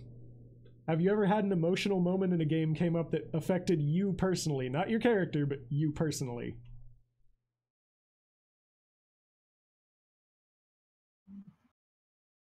Oh, Wally's nodding. Oh, really? Go ahead if you've got one. Can it be a happy emotion? Yeah, it can be. It's emotional in general. Well, I'm gonna take emotion as far as being more on the negative side. I don't think I really ever have. I mean, I guess in a few of our recent games, you know, a few of the players, I don't know, having some in character disagreements and stuff that kind of gets me. I guess the emotion would be a little bit, you know, anxious or whatnot to get it resolved right away before it goes out of control. But that would probably be the closest I've ever had to anything emotionally into the game because when we're in game, we're just having a great time and having a lot of fun, and we're out of game. I mean, you know, right now I just play with you know, my family and friends, so I mean, you know, we're all good. Yeah. I will probably say that like I did have an emotional moment in the current campaign I'm running with Savric and Clay and stuff like that I'm streaming here on the channel. And like it didn't necessarily affect me in the way that it like made me really sad because it was a really like heartfelt and touching moment and stuff like that. But what it did was up until that point I'm like, yeah, I think I'm doing a fairly good job, and then that happened. I was like, I am doing a great job. It just made me feel like really satisfied of like this. Yes, this is going well. Seeing them get like that invested was just like, yay. So in the words of Hannibal from the A-Team, I love it when a plan comes together. Yes. Everybody loves it when a plan comes together. How about you, Griff? You look like not a huge amount for me personally so far. Like from a DMing point of view, there's been a few moments where I've kind of like felt like proud of my party or whatever, but we've yet to have that kind of like real emotional connection moment. And again, I think that's just the downside of the way I design my homebrew and the way I'm trying to fix it. I have, however, had it recently when I was creating my current character, like the first like real character I've played. I just did this like mammoth, like 4.5, like 5-hour cafe session writing this character like out of nowhere, and afterwards I was just like, "There's so much of me in this character." Like, I didn't realize when I was doing it, and then when I read it back, I was like, "Oh, this might be a journey," because you suddenly think like, "Oh, I'm gonna work through some things now." I feel like you do get that to a degree. It's like Nice. it's like D&D counseling, right? When you start putting that much into a character, but yeah, I've yet to have it. I look forward to it. I know that there's a lot of times when I've been watching, you know, streams, whatever, and you do get those super hyper emotional things. But I also feel it can't feel forced. I've not tried to like shoehorn anything into my game right now because it just hasn't really felt appropriate for my players or for the way things have gone. And I do want it to come about naturally. So we'll see. I'm sure we'll have moments. Yeah. Oh, definitely. I'm sure you will have a great one at some point soon. Hopefully it doesn't actually be like therapy session though. D&D counseling. It is, yeah. D&D counseling. I'll be your counselor today. Would you like to slay some kobolds? No, I love kobolds. Oh. Although I did just make a kobold character the other day, so even more of me in that one. Okay. So we'll go to Clay's question. What is your go-to trope that you like to pull out of your DM bag of tricks? I don't know that I have one here, if I'm honest. Oh, I think honestly we probably covered a little bit of that because like my trope is the like bad guy or the good guy who's not actually a good guy and the bad guy who's not necessarily a bad guy type thing. Right. Like that is a trope in and of itself, really, because at this point so many other things have done it. But it's just a really, really interesting way to handle the main villain. Oh, nope. I know the other trope that I constantly like pull out. You meet someone new in a tavern. I think we're probably all guilty of that a little bit, though. Oh, right. Oh yeah. I was waiting for that to like develop, and it was like, oh no, it's just meeting someone new. Yeah. No, it's just literally like, oh, you have a new character that you need to introduce. You meet him in a tavern. He's waiting for you in the tavern. He's waiting for you in the marketplace. He's waiting for you like somewhere just randomly around town. Dodgy characters hanging around on street corners. Yeah. Oh, that's actually just the bard. Yeah. Like I said, dodgy characters. That's always fun. Yeah. Oh, I'm trying to think if there's any other tropes, really. One of mine is like I try and put situations in front of my characters that make them think about the way they've been doing things, I guess. Like if they've consistently been dealing with things in like a violent sense, I'll put something that makes them hopefully stop before dealing with it in a violent sense. And then, or if they do afterwards, I'll. This is why I'm terrible, and I do need to stop it. I'll kind of really go like, "Oh, that's really interesting that was the choice you guys made there with that perfectly innocent creature that you just killed." I try to like remain this like moral I want them to be good people, and sometimes when they're not, but it's not. They can play how they want to play, right? No, I feel like it's just one of those things where I've yet to play long enough or through enough types of games, I think, to see re-emergences of that. Like, I know how I'm currently dealing in my current game, but obviously I just know that that's how I work within those situations. But I do feel like I try to steer away from talking about alignments, but I do try to remind them through encounters and situations that they're meant to be the good guys. Because sometimes they don't always act like that. That's what we call murder hobos. Yeah. I like it. I like how you're doing that, though. As far as trying to establish that not every encounter has to be killed. I think that's very important as far as being a DM and stuff. In fact, it kind of reminds me of, and going back to the old days again, the BECMI thing. There used to be a chart in the old Redbox Dungeon Master's Guide that you actually could roll to see their first reaction of a monster. So, I mean, I'm sure they have it nowadays too, that, you might come across a couple of chaotic evil, orcs or kobolds or whatever they are, but they might be in a good mood. They might have just scored, some big, just hunted down some game. They come across you guys are like, yeah, you guys can go on. We're going to take this off. We had a great hunting day or something like that. So I think that's important that they don't become murder hobos and kill everything they meet. I should also say in defense of my party, just in case they do watch this, I know they don't kill everything. they do leave several encounters absolutely fine. The one that comes to mind for me where they didn't was they were crossing a river and I'd put a river troll or something was just like asleep there. They woke it up and it was it was defending its territory. If they'd have left it, it would have been fine. And they were traveling with this coatl at the time who couldn't leave and so was just trying to aid them. And it it just carried on. It was like, we can just continue. And a couple of the party stayed behind after knocking it out to kill it. And it then then sort of relayed to like the paladin in the party. It was just the paladin had carried on, and this creature was just like, at least you can feel good in yourself. It didn't say it in this way, but it said it in a way that was sort of like, feel good in yourself. The fact that you did, give it the best chance. However, your companions have made this decision to beat down on this undead creature. Yeah, and it was just this moment where like you then start to see like your players kind of reacting in different ways. Obviously, it's very difficult for a party to leave something that's attacked them because you feel very defensive, or you feel like you need to prove a point, or you want the XP and stuff like that. Which is why the other way I try and do it is I remind my players that you don't just get experience by killing things; you get experience by completing an encounter. Happens several ways. Yes. And it's not always by killing the thing. It's if you get past the thing, you'll probably get a reward for it. It's only if you go backwards that you might not. So yeah, I feel it's a difficult one.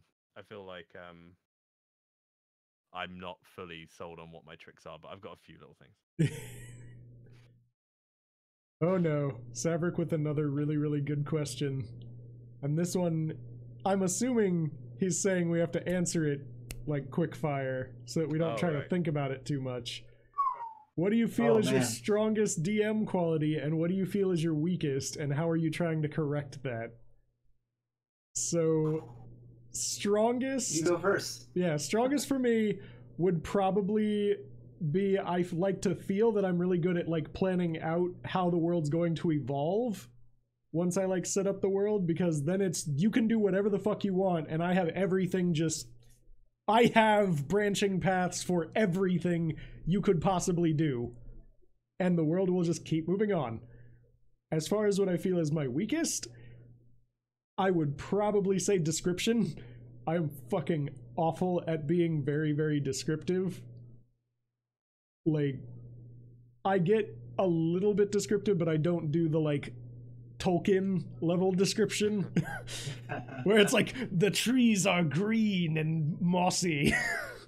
It's like, no, we don't need that, just go.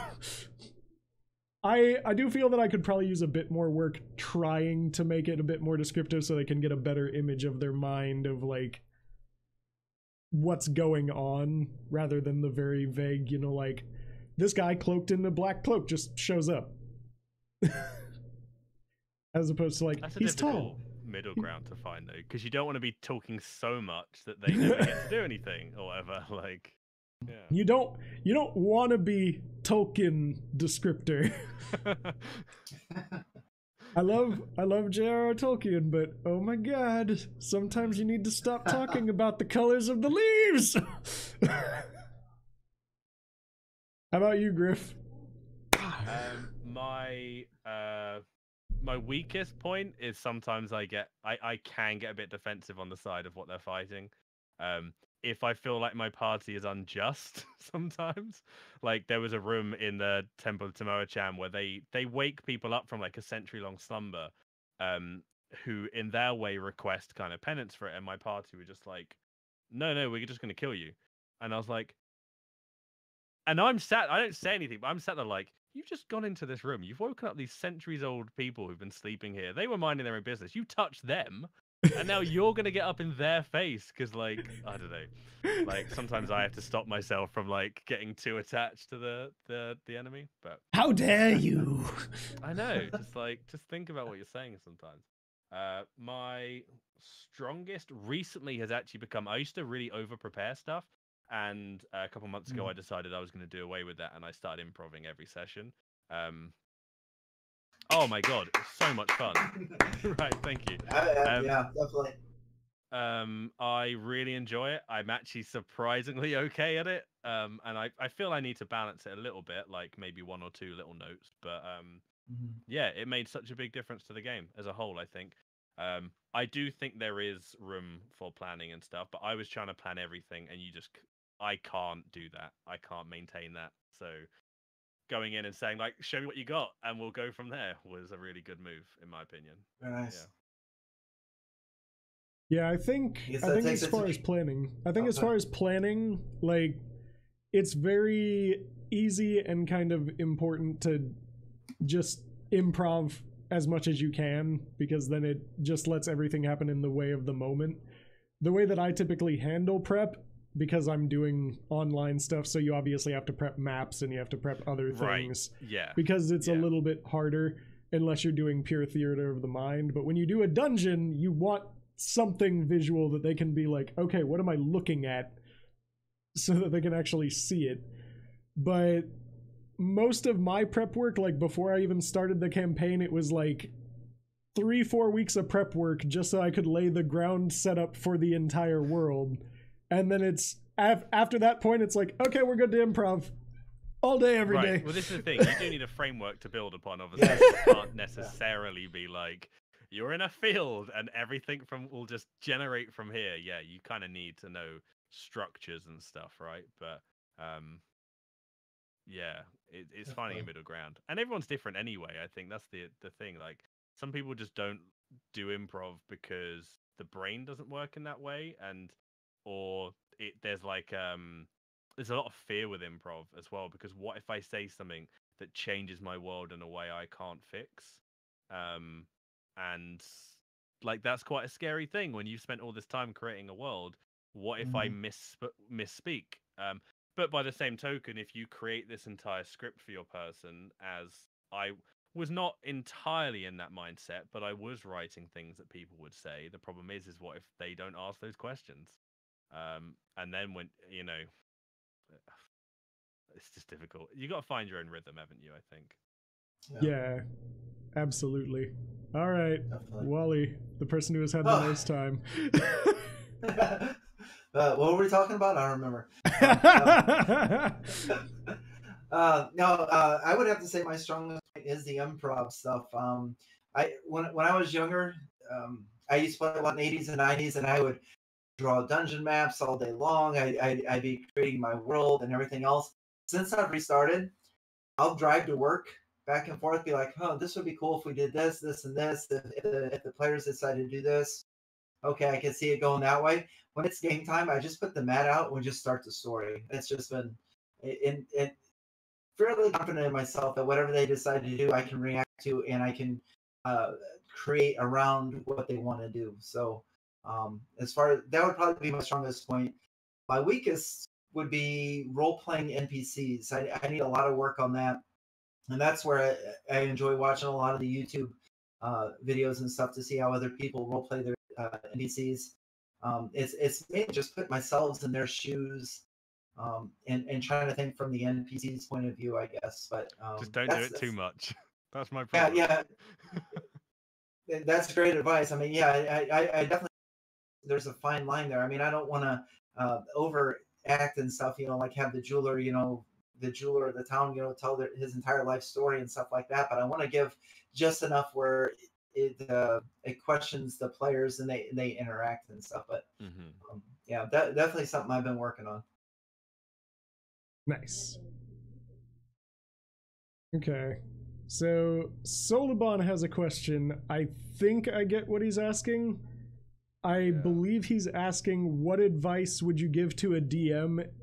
Like, what advice would you give to a new player as a DM? And for a new DM, what type of advice would you give for bringing in a new player? I think that's right, Solubon. What was that again? Basically, like, what advice would you give to a new player as a DM? Like, someone who's never played before and has no idea what's going on. And then it sounds like he also wants to know what advice you would give to a DM in bringing in said new player. Like, how to introduce them, I would guess. Okay. Griff, how about we field you first? So my first thing to new players is just ask us, ask questions. Out of character stuff is not an issue. I think especially for your first 1, 2, 3 sessions, however much, I feel like people would rather you ask stuff early and often to get yourself to a comfortable point where you then fit in, than you go weeks and weeks and not feel settled because you don't fully get something. Like, don't pretend. You don't have to pretend if you don't know something. There's a D&D, when you look at it to begin with, seems like a lot of numbers. It seems like a lot of math and stuff like that, but it's not as bad as I think it seems like. So I would just say, yeah, just, work with your players on your team. Don't worry about getting things wrong. If someone says you can't do that, it's not because you've made a wrong decision or because you're trying something silly. It's just, keep trying, basically, I suppose is the way I'd boil that down. Like, don't give up on stuff. Figuring it out. Don't be afraid to say this character's not for me either. If you roll a character and you don't get on with it, generally there's ways around that. That character can retire. You can figure that out. Don't be beholden to a new character because it's the first one you made. Yeah, like, I would probably kind of add on to that too, like with the don't be afraid to ask questions. Like, most of the time the rest of your party is going to be willing to like help you figure it out. And you can kind of like ask, can I do that? Can I try to shoot him with this lightning to cause X to happen? And most of the time the DM will just, worst case scenario, the DM will just be like, no. Or in most cases it's, yeah, sure, give it a try. Just roll the d20 and let me know what your modifier is. But I would probably say my like solid advice for a DM to give a new player is just remember that it's about having fun. That's it kind of goes with my core DM thing anyway, which is just have fun. If you're not having fun, let us know. If you aren't sure what part of it you're not having fun with, then we can try to help you figure that out. Because maybe it's just the character isn't the right fit for you. Maybe it's something about like just how the world is set up isn't meshing well with you.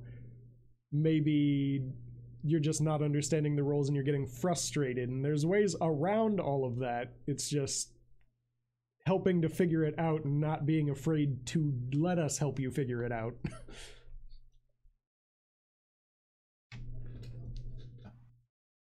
How about you, Wally? Any advice for a new player? I mean, definitely the best advice is just to have fun and embrace it. Open up your imagination. Just imagine yourself in this character's shoes and the things around him. As far as a DM goes, towards that player, I would I would do two things. Number one, I'd ask the experienced players to kind of help with the role play and stuff like that, and to help guide them where it's necessary. And the second thing, as a DM, I kind of treat it like you're beginning a video game, and they have like the introductory level where you start running, and then it pauses, and is like to jump across a bridge, you press up and X or something like that. Yes. So as we're playing, I would use like it'd be like, we're going to use your 20-sided die for a lot of stuff, and then I'd introduce them to the mechanics as we go along. So introduce them to what a saving throw is, but I'm not going to tell them all that in advance because I don't want to overwhelm them. But as the situation arises, say, okay, now this is what a saving throw is. This trap is sprung. You're going to roll this 20-sided die. If you roll high enough, you're going to dodge out of the way, and if you don't, you're going to darts or something like that. I think additionally to that, if you're a DM and a new player's coming in, they're probably not coming in at level 1 if they're coming into an existing party. So remember that the rest of your party probably learned from level 1, whereas this person's going to be coming in. If they're coming in like level 3, they've got the archetypes that they need to pick up. There's a lot more stuff for them to take in at any point.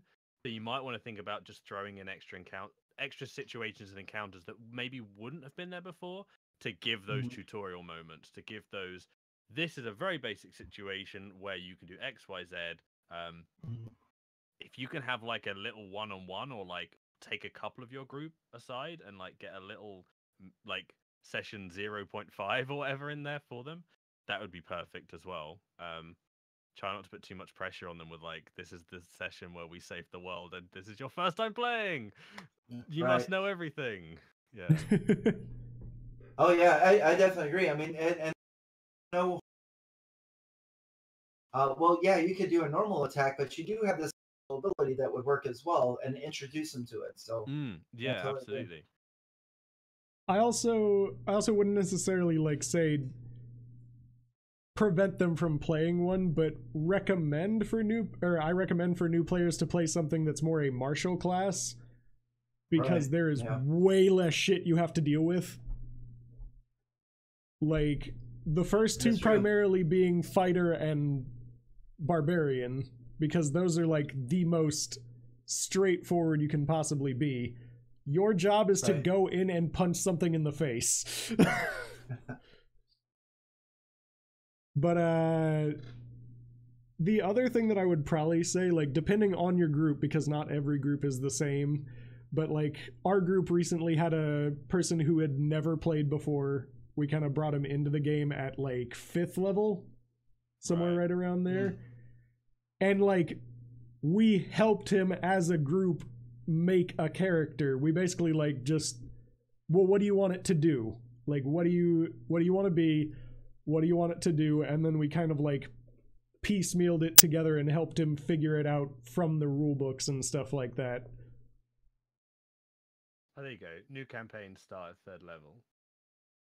So starting at 3rd level is a perfect example. It's probably going to be more than anyone else would have learned with a new character. So just make sure you explain that stuff. But it goes into what you just said. Like, what do you want to do? Do you want to be, fighter, magic? If you want to have magic, where do you want it to come from? Do you want it to be a god, a demon, yourself, a book, you know, boil it down into simplistic questions and answers, I suppose, rather than mechanics, and then suggest from what you know, because they're not going to know everything. Yeah, they definitely won't know much.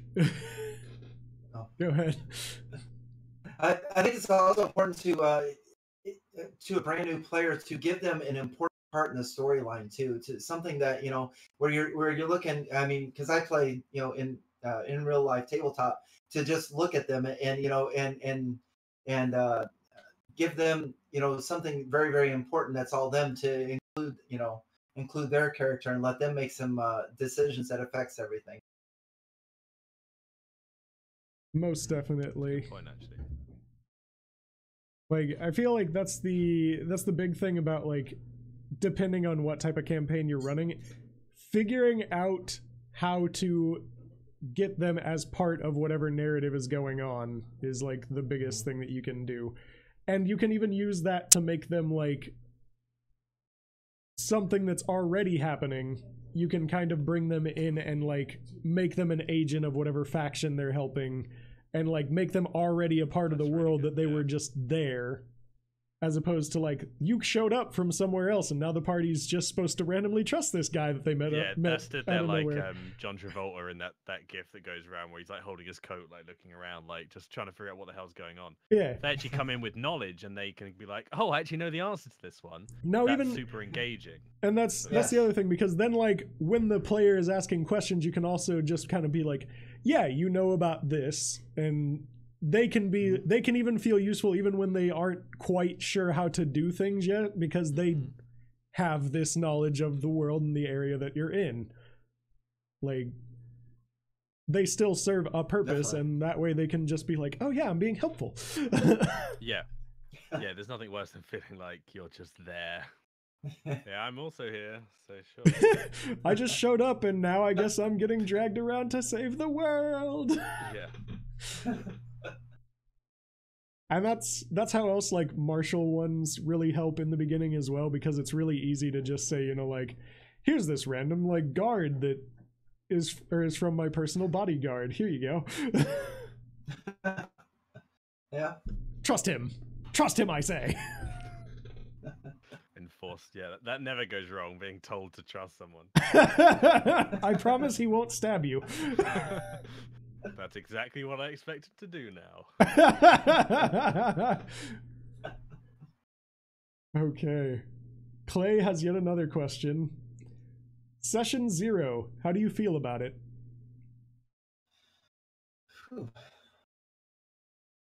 I think I'll probably... Like, go. No, Gryff has something to say. Go ahead. I feel like it's decent to do from... I feel like it's maybe not so that my only experience of it was as a brand new DM and a brand new party, and it was kind of, we were all there like, what are we meant to do? We don't really know. But I feel like it is a good thing down the road prior to playing, if you want, and if you have a world that's particularly immersive, to really discuss what your players want from a game before you start putting anything together, if it's homebrew, or before you go and select your module, to say, what do you guys want from this? Because then it means that you can actually go and find something that is applicable to them and not have to... My party, for example, 50% of them love dungeon crawling and the other 50% hate it. And so it's frustrating because I nothing I do is ever quite right for the whole party because of the what we have. But for party composition, I actually don't really, if I'm honest, I don't think party composition is that big of a deal. I feel like if I don't have any tanks, I just have to make the relevant stuff available for them to resolve that issue. But some players do like to know that every role is covered.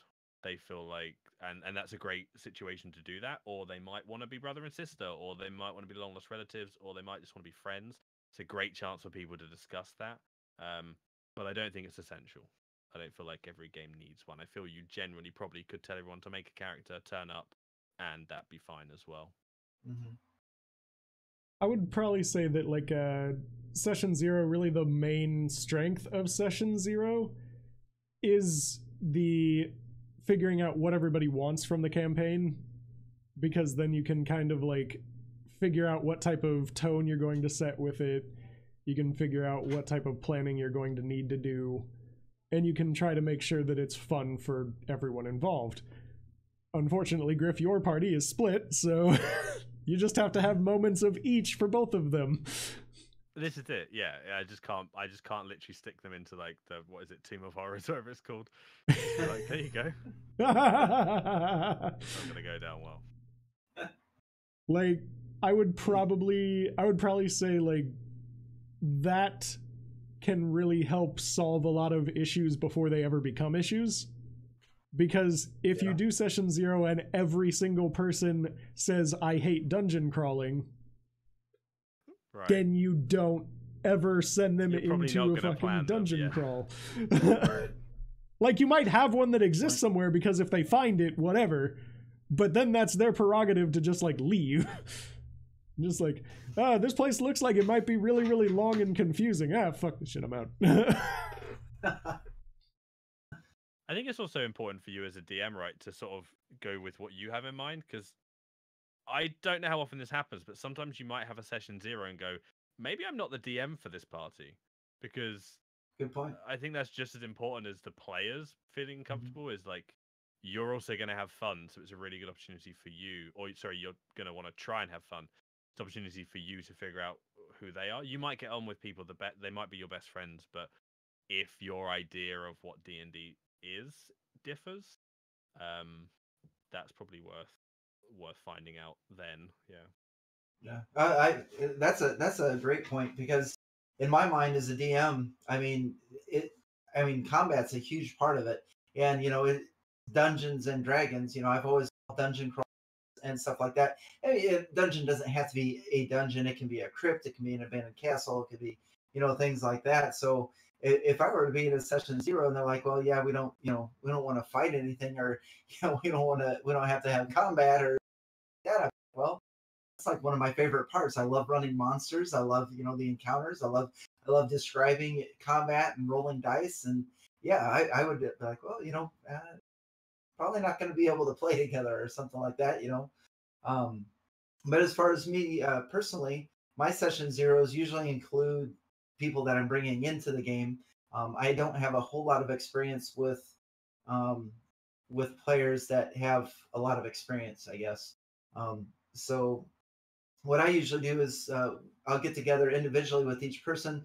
We'll create a player or a character outside of the game, and then when we all get together for our very first session, and then we'll spend that time. I'll be like, let them know right off the bat, there is a chance that your character could die in this game, and explain the rules for death saves and stuff like that, and any other rules that I think they might not know. And then we'll go along to each character and have them introduce themselves and stuff like that before we get started. I think that's probably also one of the most important parts of session 0 is that like setting of rules, like just overall general ones, like things that you're going to homebrew or include from like alternate sources and stuff like that. Getting that out of the way in the beginning. Definitely. So that they know what's happening, and later on they're not like, well, that's bullshit. Like I think in my session 0 for one of my campaigns, I straight up told them like potion missability is a thing, so be careful. What was it again? Potion what? Potion missability. The like, if you mix 2 potions together, there's a chance that like something really, really awesome or really, really terrible could happen. Yeah. Just because like I saw that in the DM's guide and I'm like, that's really, really neat. That has never even crossed my mind. I'm glad you brought that up. Wow. Like just little things like that where it's like it's variant rules, so you want to make sure that they know ahead of time that like the variants are in effect. So you go like, very true. You can choose feats. Potion missability is a thing. There will potentially be death. Yep. I will try to avoid it, as you should, but you might die. Using the oh so powerful words, are you sure? Are you sure? Half the time, that's the most we can say. But... That is the favorite DM phrase. I would swear that's probably like everyone's just like, are you sure? Even if everything's fine, just to like see them start sweating and panicking, like that. And you can certainly try. I literally have a T-shirt. You can certainly yes. Well, you can certainly try. Go right ahead. Please. They're like, I'm gonna open that door. Are you sure? Then they're like, not anymore. No, then they're like, yes. They get the like, you try to, or they like have the hesitant, and they're like, okay, you go to turn the knob, it's locked. What, you thought I was saying something else? No. Yeah, I was just asking if you were sure. I don't know why you tell me so much. Is it because I say that after everything? It's that one eyebrow raise. You got the eyebrow coming up. Oh yeah, that part too. Sever just brought it up. Are you gonna open that door? Sure. Which hand are you putting on the handle? Get oddly specific with stuff. Yeah, just get. How many other people are near the door when you open it? By the way, just like get other people involved. Oh no, he's not opening the door. No, he definitely didn't open the door. What items are you carrying again? You're carrying a sword, right? Yes. No, I throw the sword before I touch the door. Oh. Yes. Yeah. Okay. Just that's the other best part, like just randomly asking specific details out of nowhere. Like just to see them sweat, just kind of like you're wearing chainmail, right? Yeah. Interesting. Does anyone else roll random dice with no consequence as well? Oh, definitely. When I'm in person, I do. Yeah. It's kind of harder on Roll20 unless you like are rolling everything out in the open. So Fantasy Grounds is a setting where I can hide my dice, so they see the shadow of a dice rolling, but they don't see what dice has been rolled. So I'll often do that. Just like, that's awesome. Yeah, as soon as anyone hears that or sees that, they immediately like. Hey guys, I think we should leave. We're all gonna die. Are you sure? Are you sure? I opened the door. Are you sure? No, I don't. Are you sure? It's a very deep well to fall down that one. Then you just watch as their entire psyche just deconstructs in front of your eyes. And then you cut to the other players. Well, while you're panicking, let's cut over here. Oh, I love that. All right. Well, I think that is a really good time to stop this. I want to thank both of you for showing up today. It was a lot of fun. I had so much fun. Thank you. I want to thank everybody in chat. Awesome. But I want people to know where they can find you. So Wally, hit us up. What are you working on? Okay. First, I just want to say thanks to chat, and thanks for this is a great conversation. I'm very honored to be part of it, and I appreciate it. Thank you. We were honored to have you. You can find me. Thank you. It was a good time.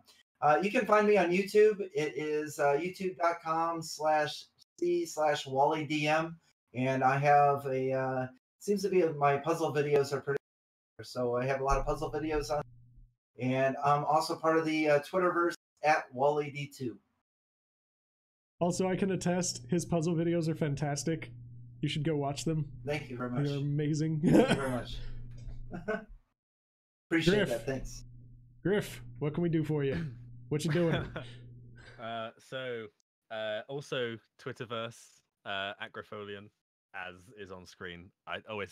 You can find me on the podcast, Thread Raiders Podcast. That's probably the biggest thing that I'm a part of. Go check us out, Thread Raider Pod on Twitter, and also on Twitch on this very website. Although you're on YouTube as well, right? So if you're on YouTube, go switch over to Twitch to find me at Gryffoleon on there. Just general gameplay and stuff. But I've been a little absent from stuff recently, but I'm just trying to get back into the flow after Christmas, new job change, life going a bit crazy. But good to get back into it. This was an honor to be on. Thank you for asking me. It's been a pleasure to chat to you both. Absolute I'm still pleasure to have relatively both of you new. on. I'm a bit of a babby in the DM world, but it's good to get involved and chat about stuff. Was that a bit of a babby? A bit of a babby. All right. Links for both of those are going to be down in the description below. We do have Wally DM's YouTube channel and Gryff's Twitch channel, so be sure to hit them up and check them out. It was absolutely fantastic to do this. And we will be taking a short break, and I'll be back in about 30 minutes to start up with some Darkest Dungeon for tonight. But until next time, everybody, keep gaming. All right. Thanks, guys. See ya.